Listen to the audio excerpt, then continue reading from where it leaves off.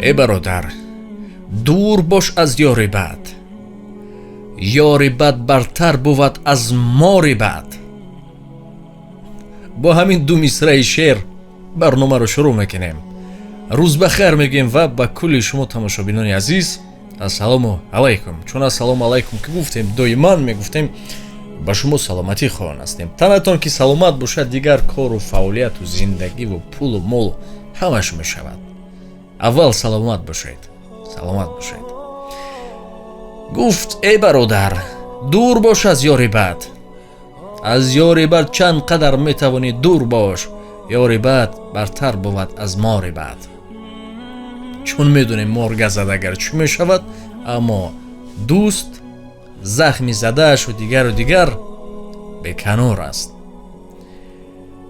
نگاه کنید، اکثر زنها شکایت میکردند که شوهر من دوستانش بسیار بیروحگردند. اکو بیروحگرد گفته هر کس هر یک و خودش رو تصور کنه، چه مینوش است، چه دختر باز است، چه هر چی کی از شکایت میکردن.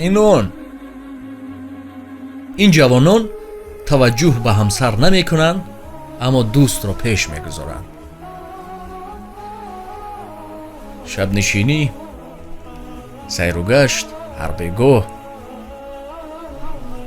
چون صاحب کار هستند، بیزنس دارند، صاحب کار هستند، بیزنسمن هستند و هر سوالتی که خواهند میکنند.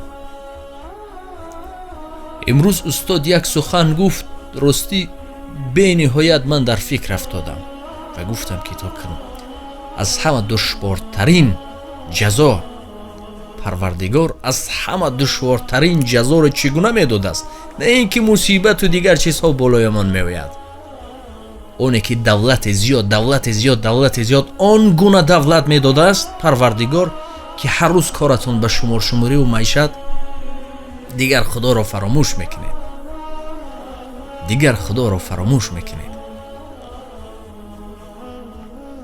این بحث زیاد دارد، شاید نه همه روزی شود، اما این فکت و دلیل های خود را دارد. برای این ساعت ها است. نگاه کنید، بهترین نعمت ها زیاد هستند. یکی از بهترین نعمت ها این همسران ما است. جاش میبیاد دائما میگفتیم دوست در حالت تنگی دیگر همه دوستان میروند پهلوی شما. همون همسری سرسخت است که بسیار نازک و مینوس های ما را میبخشد و پهلو و کنار ما است. اگر که در دنیا حساب کنیم، دائما میگفتیم که پیامبر ما گفتن که زن رو بیشتر به نهایت دوست میداشتن. پس وقتی که تحلیل میکنیم، روزمون رو تقسیم کنیم، از همه بیشتر در پهلوی همسرانمون هستیم. مردها، ای مردها، رزق همسران ما به واسطه شوهرها می آید. رزق از هوا پیدا نمی شد و آید. رزق همین گونه از هر کجا نمی آید. قسم که رزق همسران، رزق زنان شما در دست شما است. به واسطه دست شما میتید پروردگار آنها را. حتی استادها میگفتند که اگر که خیر کردنی شوی از همسرت هم پرس، چون او هم حق داشته است. چرا ما در کوچه ها ششلیک میخوریم، هر روز آش میخوریم، یک بار همسرانمان را سیر و گشت نمیبریم؟ یک بار فکر کنید جوانان. چرا در خاندان وقتی یک چیز میشد پول میدیم به مانند سگ میدیمشون؟ ما 10 سوم است، 100 سوم است، ما انا میگونه. حالا این که پروردگار رزق همون پولی که ما کار میکنیم حق دارند، رزقیان است. ما نگاه کنید، در خانه حتی مرغ را هر روز باید سر میدین. یک لحظه که یک سیر و گشت کند بیاید تا که بهترین تخم دید و باز حاصله زیاد کند و این و آن. هر روز مرغدارا بینید مرغ را سر میدین، یک بار همی تاب میخورد. یا سگدارا سگاشون رو پرگولکه میبرورند. چرا همسران را نمیبرورید؟ این اگر بعدا نازکی ها هست که وقتی که میخوانیم، وقتی که هست اطراف هر یک این سخن ها باید ساعت ها گپ زنیم. бисёр падару модар азият мекашанд. азият душвориашон дар чи аст? дар тарбияи фарзанд. дар тарбияи фарзанд. вақте ки китобҳоро мехонем, як чизи дигар пеш аз тарбияи фарзанд гӯем. як чизи дигар китобҳоро мехонем, вақте ки мусалмониамонро қиёс мекунем, бовар кунед хандовар аст. падаромон мусалмон, модаромон мусалмон, намоза мехонем, ҳаҷ мекунем, ҳоҷӣ ҳастем, ҳама чиз. аммо бозорҳомон, хариду фурӯшмон, муомиламон, рафторамон, кирдорамон, гуфторамон, ахлоқамон, хонадонамон умуман қиёс карда намешавад. инро худ таҳлил кунед, чун мо фақат мухтасар гуфтем. мегӯянд ки бачаам бузург шуд, ин шуд, вай шуд. ҳарчанд кӯшиш мекунам ки дар роҳи рост даъваташ кунам, аммо душвор аст. агар гӯем ки шумо нисбати фарзанд хиёнат кардаед, шояд гӯед ки чӣ гуна меҳри парвардигорро дар хурдӣ бояд дар дили фарзандон ҷой кунед. баъд оҳиста оҳиста бузург ки шуд, солим мешавад, дузӣ намекунад, ину он дигар ҳеҷ кори зишт намекунад. чӣ гуна? нигоҳ кунед. рафту як нафар ба федератсияи Россия меравад кор. фарзандашро назди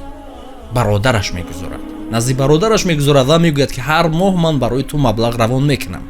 $1000 аст, $500 аст, ман равон мекунам, аммо фарзанди манро хӯрон, пӯшон, мактабашро, инон ҳар чизашро бикун. падар модар аз он тараф пул равон мекунанд. ин бародараш барои фарзандҳои инҳо гирифта додан мегирад. ҳар бор медиҳад. он фарзанд меҳраш ба ки зиёд мешавад? ба ин. вақте дар байн 5 сол гузарад, ана рафту 10 сол гузарад, падару модар биёд, вақте ягон чиз шавад, агар ҳарду биён, давон назди кӣ меравад? назди ҳамон амак аст ё ки назди ҳамон бародари онҳо аст ки рафта онҳоро ғӯш мегирад, чун муҳаббат ба онҳо баст. акнун ин бародар хиёнат кард ё на? чӣ гуна?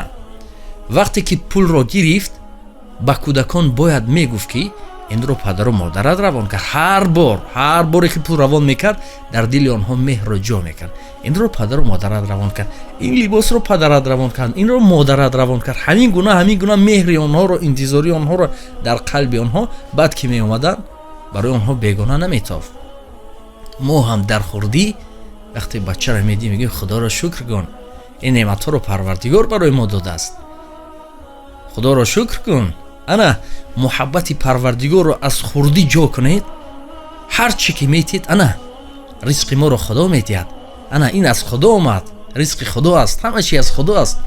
ҳамин тар муҳаббати онҳо зиёд мешавад. баъд бузург ки шуданд, ҳар чӣ ки карданд, як бузургро мисол меоварданд, мегуфт ки ман чӣ хел кунам ки корам вай шавад. бо як порчаи сухан инро аз роҳи бад мегардонданд, мегуфтанд ки доимо парвардигорро дар қалбат нигоҳ дор. яъне ки қафас, яъне ки он гуне ки гӯё ки ҳамроҳат ҳаст.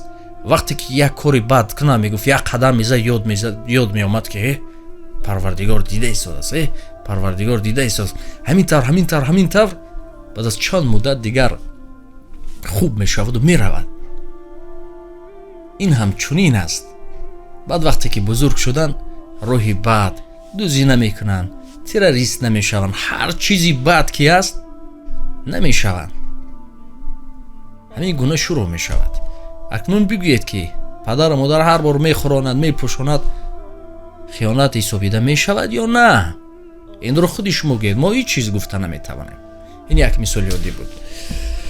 ва дӯстони азиз, чӣ қадар ки агар сухан гӯем, сухан боз каме мекунад. аммо доимо кӯшиш мекунем ки кӯтоҳ ва хотирмон бояд сухан гӯем, кӯтоҳ, то ки дар қалби шумо ҷой бишавад. кӯшиш кунед ки дилро ғуломи ақл кунед, на ақлро ғуломи дил. зеро дил ҳар чӣ мехоҳад. баъдан ки ақл кор даромад, баъд пушаймонӣ меорад. ҳар коре ки мекунем, баъд вақте ки ақл кор даромад, баъд мегӯем ки чаро кардам, бояд намекардам, пушаймонӣ. сабр омӯзед дар зиндагӣ. бисёри мо бесабр ҳастем. بسیاری ما مردم مصیبت رو برداشته نمیتوانیم یا معما خیلی زیاد هستند که اطراف اینها هر باری که استادها حرف میزنن ما کوشش میکنیم از اونها چیزی بگیریم و با همین لهجه ساده خودمون برای جوانان برسانیم. خودتون رو احتیاط کنید، نزدیکانتون رو احتیاط کنید. باقی خدا نگهبان شما. در حق یکدیگر دعا کنیم، زیرا دعا هم خیلی فایده دارد.